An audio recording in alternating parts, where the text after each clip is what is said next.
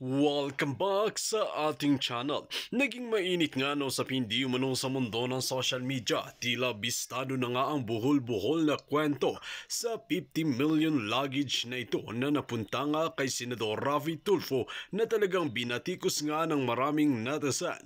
Dito nga natin makikita mga kaibigan at mapapatunayan at nakapagtataka nung yung pulis kasi ang nagpunta sa radyo ni Tulfo ay bakit tinanggihan nila ito at hindi tinanggap. Ito ang malaking katanungan at hindi pa nga nasasagot ni Senador Raffy Tulfo ito. Kaya naman talagang binanikos ito ng maraming netizen at talagang binatikos nga rin ni Attorney Claire Castro. Dito natin mapapatunayan na talagang pera-pera na lang ba talaga ang kanilang iniisip.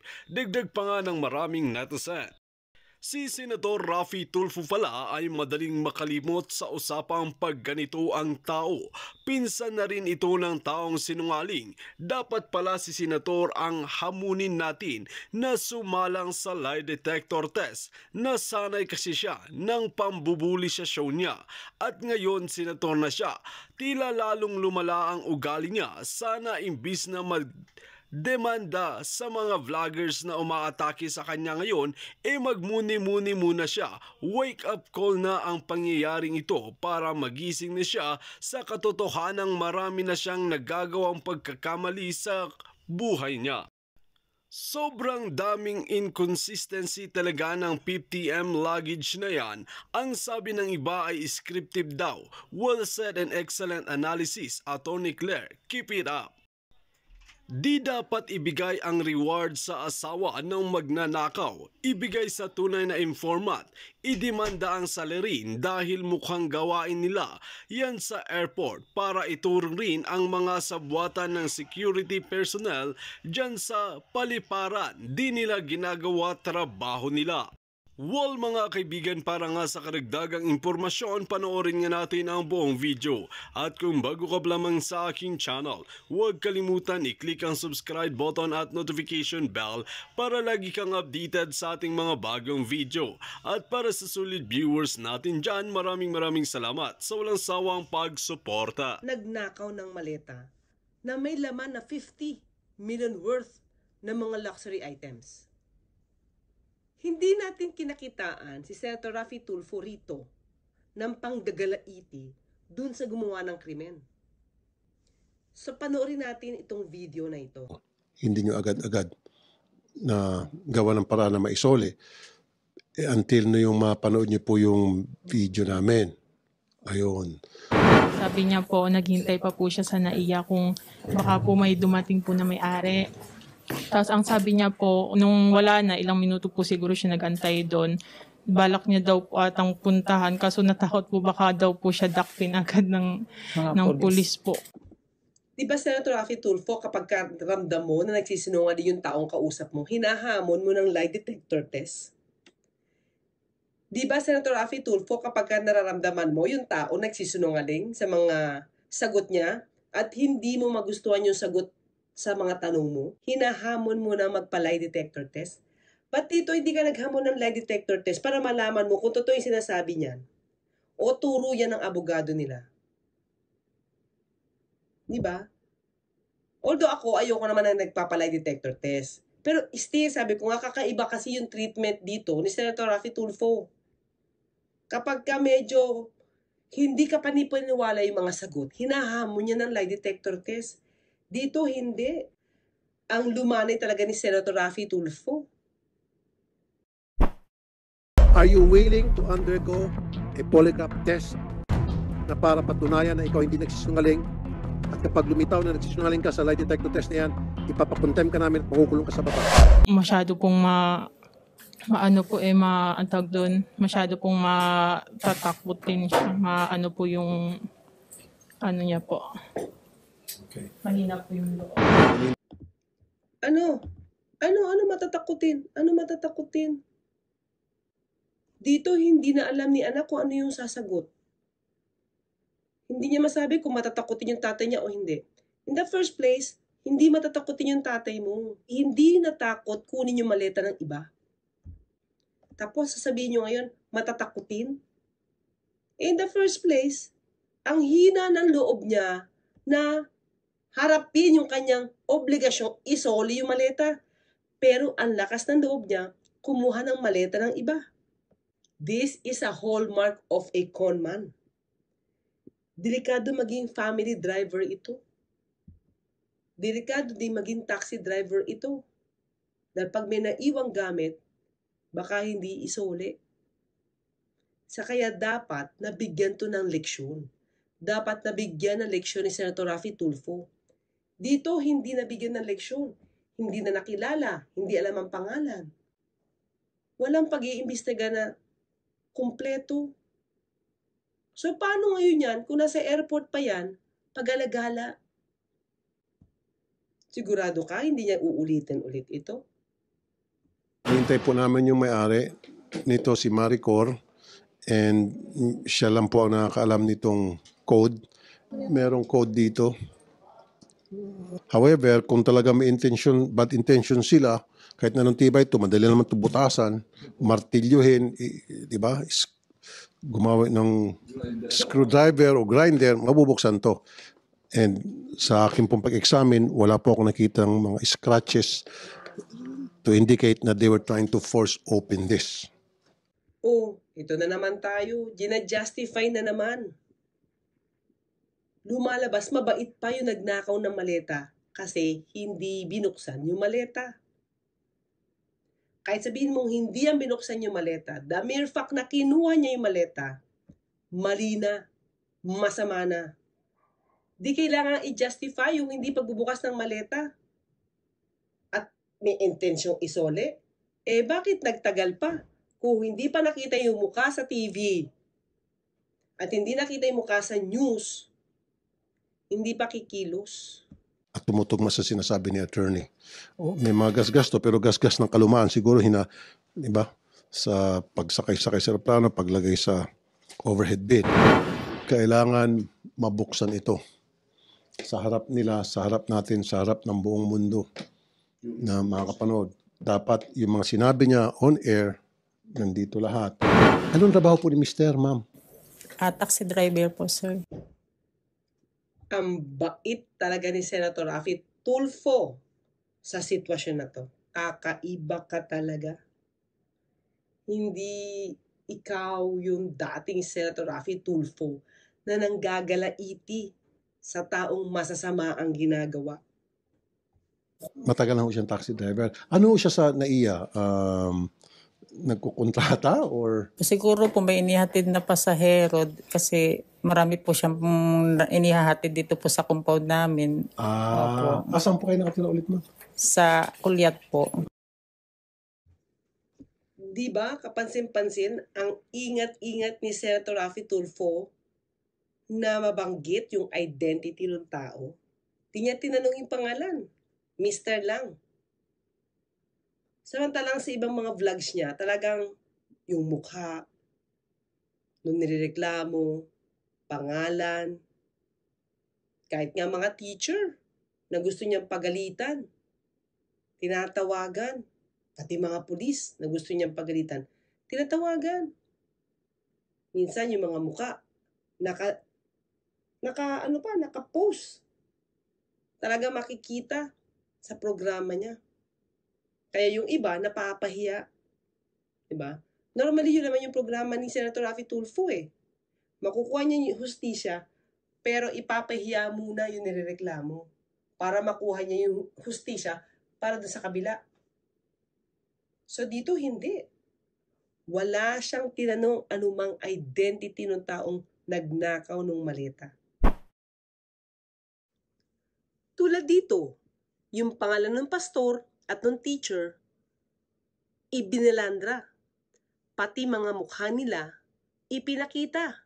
Ito, Idol, na-ere po siya nung March 1. Dito po sa Wanted sa Radyo, and ang YouTube title po nito, si pastor at si teacher nagyugan daw sa church. Sige, Meron po tayong mapanood. flashback video, panoorin po natin.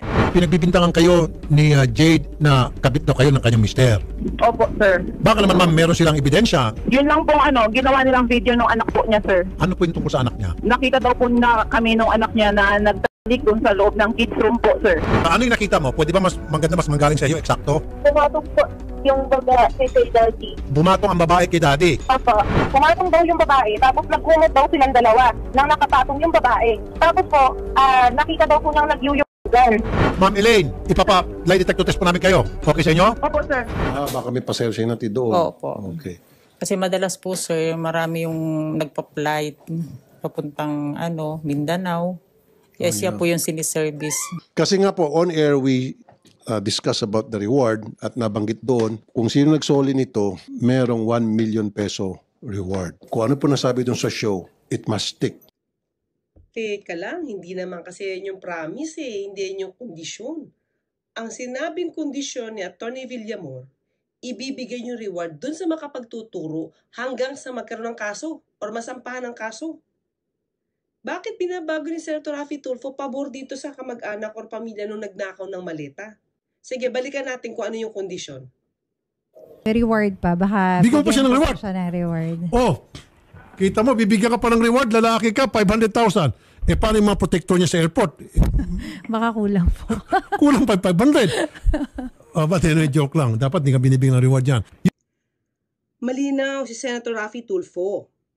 Siya ang nagsabi na di dapat bigyan ng reward yung lalaki na kumuha ng maleta. Yung po yung sinasabi kanina, 1 million, tama ba ma'am? Sinag-usap tayo kanina doon sa Yung pinost ko po sa personal social media ko is only 500,000. Pero kung mas makakatulong po na mas dagdagan pa namin yung reward, we're gonna make it 1 million. 1 million pesos kung sino man sa manonood ngayon, makakapanood nito na makapagtuturo kung sino yung lalaking yon at masampahan na ng kaso. And then, meron siyang 1 million. Very clear. Akong testigo. Testigo yung mga netizen natin na nanonood ngayon, nakikinig. Okay, 1 million. Hanggang arrest, sir, Hanggang arrest. Hanggang arrest. Siyempre. Humihirit si attorney. Hindi naman mahuli. May flash yung mukha and then mahuli. Okay. Hanggang sa maaresto. Tama yon. Tama lang naman. Kasi pwede mag-tour tapos tago ka muna dyan. Di ba? Tama. So, matukoy at maaresto ng mga polis. Hindi masampa ng kaso. Masampa ng kaso. Kasi lampas na lampas sa regulatory period. Basta matukoy at masampa ng kaso hanggang sa sampa ng kaso. Pwede na yon. Kaya nga ang huling commitment at promise ay kung sino ang makapagtuturo dun sa lalaking tumangay ng maleta. At dapat makasuhan at maaresto pa ito. Yan ang mga kondisyon. Ikaw, Senator Raffy Tulfo, ang testigo sa pagkontra mo sa sarili mong salita nang pinayagan mong ibigay ang reward sa mag-ina ng lalaking kumuha ng maleta. At iwanan ang tunay na commitment doon sa mga informant or maaari maging informant. Na tulad dito, meron ka ng informant, may asset ka na positibong nagturo kung sino yung lalaking kumuha ng maleta. Pero bigla ngang naiwan. Hindi kinilala.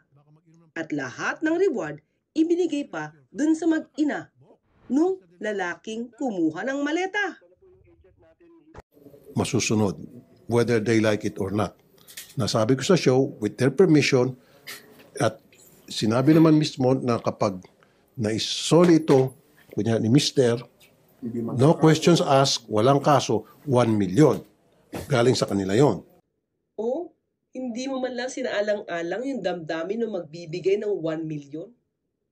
Ibibigay mo doon sa pamilya ng taong nagnakaw ng maleta niya. Whether she likes it or not, dapat masunod kung ano yung sinabi sa programa mo. Ikaw pa nga nagsabi before na namilit ka, actually, pinilit mo na 1 million ang ibigay ni Miss Maricor Flores. Tapos, good thing, kilala ni Odette si Attorney Abu na siyang nagdala ng pamilya nung magnanakaw dyan sa News 5. Sa programa na yan. Ang saya lang, hindi ba? Yun. Actually, 500 lang sana iniisip niya. Sabi ko, maliit yung 500. Lucky mo, 1 million yung reward. Yun. So, because of that also, marami mga nag-message. Matter of fact, may pumunta rito kahapon. Yeah. and that person pumunta, kilala yung husband niyo po. Ayan o, inamin mo ulit. Meron ng taong pumunta sa inyo. Ituturo na yung lalaki nagnakaw ng maleta.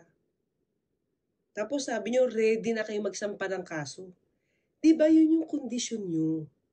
Ibibigay nyo doon sa makapagtuturo. Bakit dinedma mo yung informante na yan?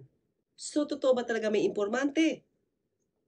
Kung totoo may informante kang kausap, bakit nawala sa eksena yung tao? Diba mas deserving niyang bigyan ng 1 million dahil kaya niya nang ituro yung tao? Hindi kasi deserving yung pamilya ng magnanakaw na bigyan nyo ng 1 million. Kasi sila yung gumawa ng krimen. Yung asawa niya. So yung gagawa ng krimen, mabibigyan pa ng reward. 1 million. Hindi siya magandang example sa iba. Ang lalabas niyan, di magnakaw na lang sila. Punta sila kay Raffy Tulfo. Punta sila kay Senator Raffy Tulfo. Isoli yung ninakaw nila. Magkaka-reward pa. Yun yung dating. Hindi siya naging magandang ehemplo.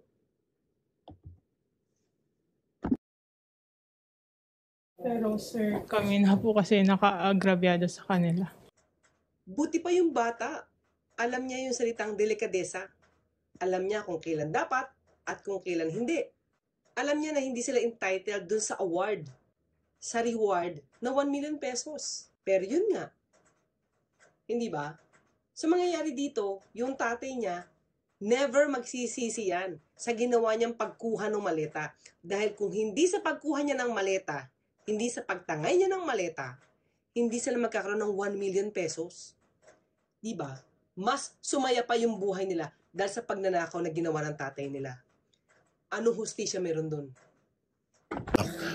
Yes, ma'am. Pero a promise is a promise. A commitment is a commitment. We made a promise that it will be our commitment to give 1 million pesos reward dun sa mga kapagbalik nito, whether it is the husband or anybody. In this case, wife pa ang nag-initiate para isoli ito, then 1 million pesos will go to her. Yan po yung usapan. At hindi po yan mababali. Hindi yan yung commitment na ibinigay eh. Ang commitment na ibinigay, yung makapagtuturo doon sa taong nagnakaw ng maleta hanggang sa maisampa yung kaso. Gusto ko rin sabihin sa inyo na maraming mga informante na. May mga tumawag, mayroong mga nag-text sa amin, na may mga nakausap na rin kami na kilala yung husband niyo. Yun nga po sir, nung nabiral nga po, talagang nadoble po yung talagang takot niya sa ano. Kasi nga marami nakakikilala na sa kanya kasi taxi driver po siya. Opo. Yung airing namin kahapon, tungkol doon sa may lumutang na informante, napanood niyo po yun? Napanood ko po kanina pero konti-unti lang po, di ko po nakayanan. Parang naano lang po ako, natakot na rin po ako. Okay. At may nakapagsabi na rin sa inyo tungkol doon sa airing kahapon na meron ng informanteng lumutang. O ayan, si Senator Raffy Tulfo mismo ang umamin. Inamin niyang may iba ng informante bago pa dumating ito mag-ina para isoli yung maleta. Ibig sabihin, diba, ano ba yung kondisyon? Maituro hanggang sa maisampa yung kaso. May mga informante na nakilala yung lalaki nagnakaw ng maleta. Anong ginawa mo doon, Sir Raffy Tulfo? Anong ginawa mo doon sa informante na yun, Senator Raffy Tulfo? Binaliwala mo? Ikaw ang hindi marunong tumupad sa commitment. Ang commitment, makapagturo doon sa lalaki na nagnakaw ng maleta hanggang sa masampa yung kaso. Sabi mo, promise is a promise. Hindi kayo tumupad sa promise doon sa informante na pumunta sa inyo. Na-open ko po yung viral na kanina pong umaga lang. Okay. Sabi po nung anak ko, wag mo na inang panoorin kasi nadoble yung yung takot natin. Opo. natakot na rin po kayo na mapanood niyo po Yes, yung viral na post. Especially po yung laman ng na kanina nga po hindi kami makalabas. Kailangan namin ng security na kasi baka po mamaya paglabas namin. Matter of fact, may pumunta rito kahapon and that person pumunta kilala yung husband niya po. And then yung NBI gagawa na po ng thorough investigation para ma-properly identify. Yun, sister. Tingnan natin kung alam man ito. Makakita na ako sa wakas ng alas na milyones. Marami nang nagsabi na bash mo una, pero they have to realize na yung father niya ay naghingal po sa ICU. Malala, critical yung kalagayan. Kung magalutang, iniwan niya, akala niya kunin private. Pero kung ako, 50 million, baka yakap-yakapin ko ba ito? Di ba, ma'am, kapag tayo, yakap-yakapin ko to. Baka pwede pa, itali ko na sa katawan ko. 50 million. Hindi natin, in her case, hindi natin siya masisisi dahil meron pa siyang kapag-anak na nasa hospital, especially father pa na. Hindi po yan nauwi sa bahay. Nasa kotse lang po nung sinabi niya na may nakita po siya. Sa kotse lang po, hindi na sa kanyang kotse sa truck. Nasa kotse lang, sa loob ng kotse lang po niya iniwan. Paano yung mga pasahero niya? Buti hindi tinanong yung mga pasahero niya. Nagbibiyahe siya tapos nasa kotse niya. Nung kinagabihan po, tinawagan niya na rin po yung kilala niya po. Pero 1 month po ito na nasa kanya, nasa kamay niya. So, nasa kotse lang to for 1 month? Hindi rin po namin alam kasi ang akala po talaga namin, nandun na po kasi inano na po namin yan pinalala move na po namin. Napunta na doon sa address ng kaibigan. Sino po yung kaibigan? Hindi ko po siya.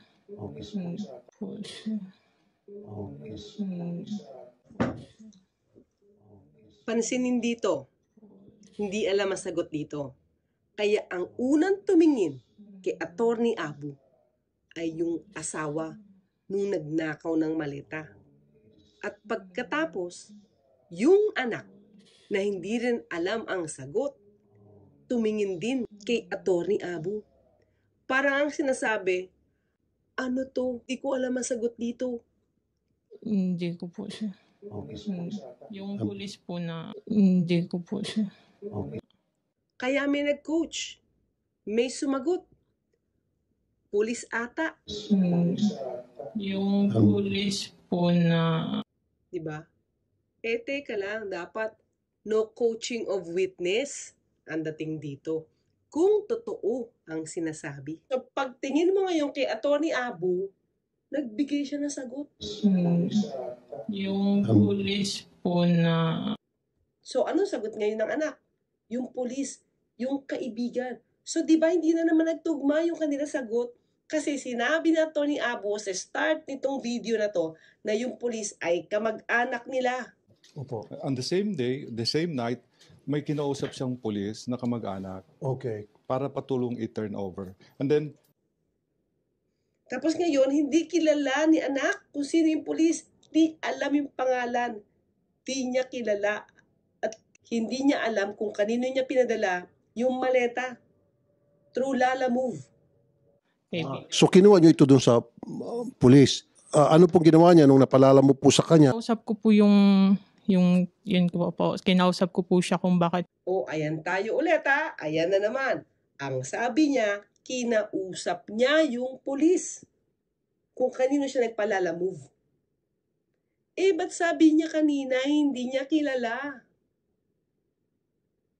Kinakausap mo pala, so don't tell me, di mo alam pangalan niya, kahit nickname yan, hindi mo alam? Kanino ba talagang kwento yung Lala Move na yan? Kaninong kwento yung pulis na yan na hindi mo alam kung kamag-anak nyo o kaibigan lang ng tatay mo? Hindi po na ipapadala pa po sa may-ari. Ang sabi niya po, kailangan po yung papa ko po yung sumama. Kaso ayaw pong sumama ng papa ko po, natatakot po talaga siya. Natatakot pala tatay mo. Pero ang lakas ng loob gumawa ng krimen. So, pumunta po kayo sa isang radio station para doon sa naisol. Yung police pumunta sa radio station. Yung police ang pumunta sa radio station. Tapos ni-reject ng radio station. Dito nga natin makikita mga kaibigan ang kagalingan nga ni Attorney Claire Castro na magpaliwanag at magbigay ng kanyang analysis tungkol di umano sa mga kababalaghan na nangyayari sa 50M luggage na ito na talagang ang katanungan ng maraming netizen. Paano ito nakapasok? Paano ito nakalusot sa airport? at paano ang magnanakaw ay nabigyan ng reward na 1 million pesos.